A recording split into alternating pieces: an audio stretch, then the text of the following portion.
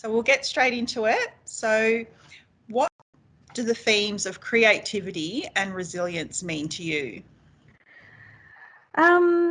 So creativity for me is sort of the ability to come up with alternatives to a problem or a task at hand.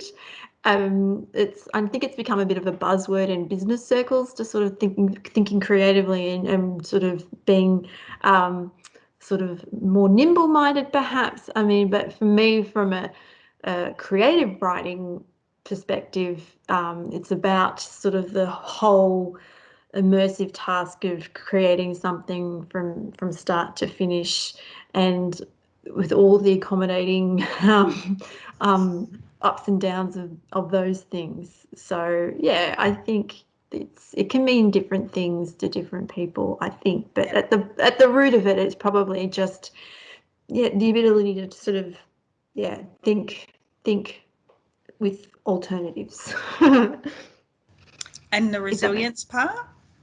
Oh yes, so equally as important perhaps, because with when I think about creativity and resilience, a number of the things that sort of might pop into people's heads would be the stereotypical kind of things like trying to get a thicker skin if you start to sort of put your work out into the world, and you either get rejections or you get yes buts, or various kind of gatekeepery issues.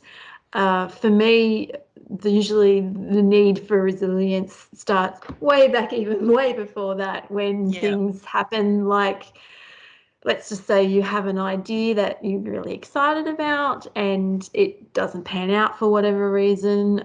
You come to a dead end in a project or an idea. Even something like once you maybe even get underway with something, something just doesn't, like on a poetry, from writing poetry, something structural happens and you just don't quite know how to tweak it or fix a problem. And problems can be on that kind of scale, and then they can sort of get even bigger to, like, if you're working something on a big novel, for example. So problems can be tedious and frustrating, and that's why you need to be resilient. Definitely. When have you required resilience to be creative? It's interesting that, I mean, I think a few writers this year, or many writers perhaps, but talk about how they've needed it this year to sort of get through sort of thinking about projects or not thinking about projects, as the case may be. The well feels quite dry. And that's been like that for me a little bit. So sometimes resilience also comes with a little bit of self-knowledge, or vice versa. You need some self-knowledge first sort of to develop that.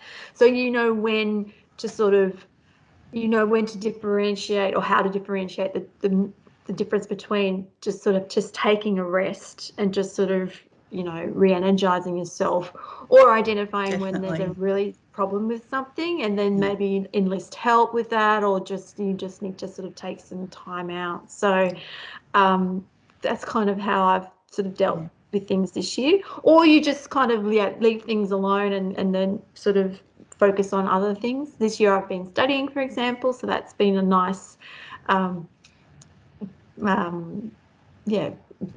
thing to think about. And then now I relish the prospect of really diving back into the work that I have kind of left aside for a while. There's ways to combat it. Definitely. I think we can all relate to that at this time. Maybe we've got time for one more. Have you explored the themes of resilience in your writing?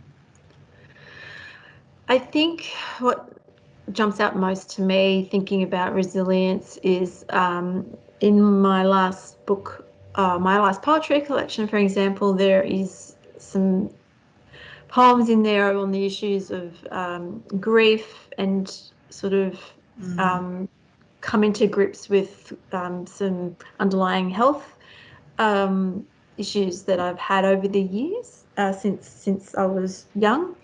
And when those things require resilience. With grief, you just have to, the only way to get through it is to get through it, and that requires some resilience. Yes. So I think if a lot of people, if a lot of writers think about their work and their themes, I think they might be surprised when you consider how much perhaps is to do with that, and how you just the whole task of living and getting by.